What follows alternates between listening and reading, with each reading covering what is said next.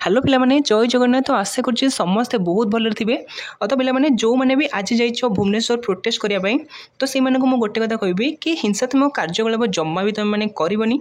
तो जितकी भी संभव माने आज पॉसिबल सब कार्य आम सुरुखुरु करके आसवा। तो मुझे आज तुम मान सहित भुवनेश्वर प्रोटेस्ट करने तो जितकी भी संभव आज पॉसिबल आम मैंने हिंसा ठार दूर रही आम प्रोटेस्ट करवा। प्रथम एप्रति दृष्टि देवा कि केमती सरकारी संपत्तिर किसी क्षयक्षति नक पूरा शांतिपूर्ण भाव में प्रोटेस्ट करके आसवा।